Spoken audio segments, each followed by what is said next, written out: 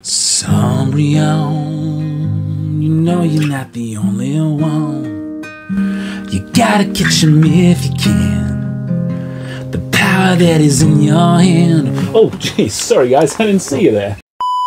I'm just kidding, guys. Of course I knew you were there. Look, the camera's friggin' rolling. Look, you may be wondering why you clicked a Shrouded Fable thumbnail and found me sweetly serenading a picture of Jason Paige in my basement by myself. And the truth is, I am seeing some pretty huge mistakes happen right now in the Pokemon TCG. Mistakes like Jason recording a single called Sunbreon about a Pokemon whose entire mythology revolves around the moon. And I don't want to see you guys make mistakes like this. I see a lot of guys getting carried away with the hype right now when you should be looking at undervalued and underappreciated products that are cheap, that will skyrocket in price. And it looks like you might just be missing out on Shrouded Fable right now. I know it's not going to get the views. I know it's not going to get the hype train running like some of the other sets out there. But look, you should be paying attention to this set. I was joined on a live last night by the King of Shrouded Fable and the Poke Office, where we discussed everything related to this set. I'm going to show you the cards that are going up right now, the sealed products, give you some discussion points on that in an excerpt from the live. And if you want to watch the whole thing, go and check it out. It's on the channel. Enjoy, my friends. What is happening with Shrouded Fable? Let's look at the numbers. Welcome back to Rob Does Pokemon, my friends. I hope you are doing well. The time has come for Shrouded Fable to have its day. Everybody said this was a terrible set. Everybody said it is never going to amount to anything. Don't invest, just skip it. Wait for the better sets next year. Well, my friends, that might not have been a very good idea. This is not shaping up to be the Pokemon Go of Scarlet and Violet era. I am joined by two very special guests tonight, and we're going to analyze the increases that we are seeing on this latest set, Shrouded Fable. We got Colin here, and we have the King of Shrouded Fable. How you guys doing tonight? Doing good, my man. Fantastic, as always. I love it. Well, let's get into some Shrouded Fable here, because we have got some stuff going on with this set, and I am kind of surprised to see what's happening. I'm going to bring up some of the singles here. You guys can see my screen, right? Definitely. Yep. I love it. So first of all, we've got this gorgeous card here. So this Cressalia's gone up some in the range of 157% over the last 3 months. And as you can see, we've seen a huge spike here on TCG Player over the last couple of weeks. Like, I don't know if you guys are paying attention to this or not, but a huge increase. And it's not isolated to just one card as well. I mean, obviously we're in a bull market, guys, but the Houndoom here is up 118%. We've got this Duskull as well, which is absolutely skyrocketed, up 64%. I mean, for a card like this, it's kind of nutty to see. Then we've got the card that I think everybody identifies this set with, this Persian card, up 133%. Again, a really steep trend line here, guys, that we're seeing in the last week to 2 weeks. It's not everything going up. Cassiopeia, you know, the waifus, I think you should really call that, but she's not having a great time here in near mint, but we are seeing it pretty much across the board. And if we move into some of the sealed product as well, we've got some big gains there. But I'm gonna stop it short here. What do you guys make of some of these increases that we're seeing on the single side of things? I mean, first of all, I hand it over to the King of Shrouded Fable there. Yeah, I honestly think it boils down to one thing. What have you heard about Shrouded Fable for the last, ever since it came out? Shrouded Fable's a trash set. Shrouded Fable's a trash set. But do you know why that is? It's because the SIRs are trash. They are absolutely trash. We will give them that. We will give everybody that. But what doesn't matter to that is the fact that the illustration rares are maybe some of, if arguably not the best of the Scarlet and Violet era. But no one gets to find that out because everybody says, oh no, don't open Shrouded. No, don't open Shrouded. Shrouded's a bad set. You can't chase a $500 card out of Shrouded. No, just pass.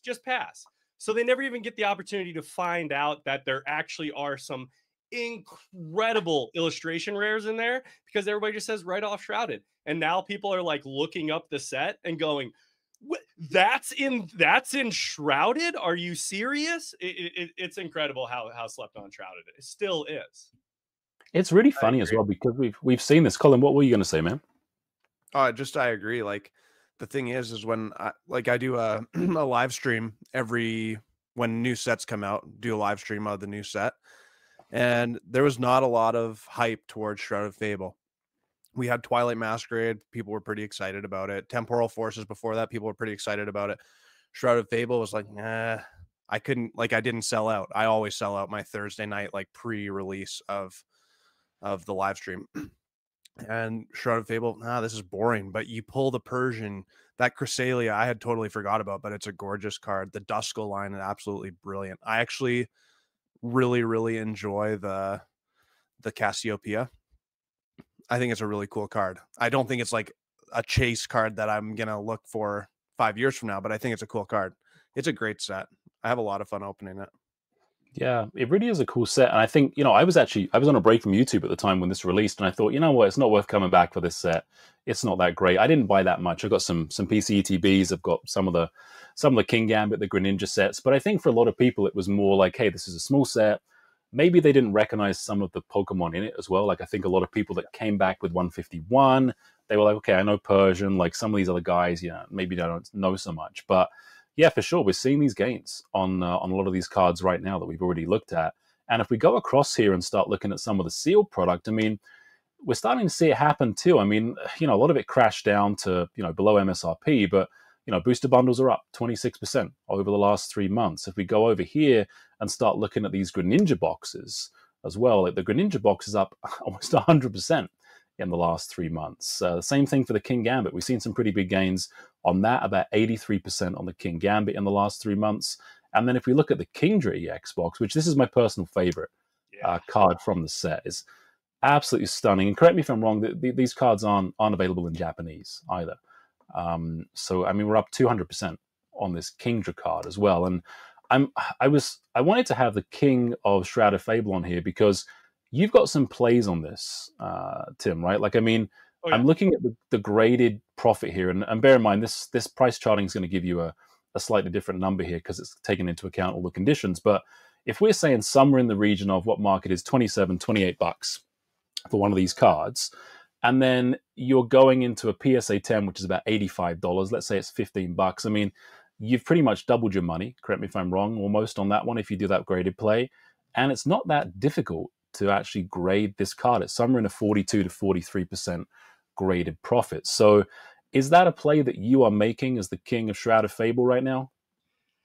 So here's what I hate about price charting and all these other go look at eBay recent solds. Kingdra is a $200 PSA 10 now. Really? That Greninja is a $270 PSA 10 now. All the recent solds. So I made this play when it was 75 and 110, right? So the play I made was I bought a ton of these boxes. Because it was the only way to get unsearched, like massive amounts of unsearched promos to grade, right? Because if I bought them on eBay or TCG Player, there's a decent chance that they would have graded the good ones and I would just get a bunch of bad ones, right? So I bought over 300 of these boxes and cracked almost all of them, and then sent those into grading because the margin was there at 75 and 110. While they're still at grading right now they're at 200 and 275, right? So sometimes you find a play that is a good play to start with, and then the market makes it an even better play. Now, it's completely worked the opposite direction times before, right?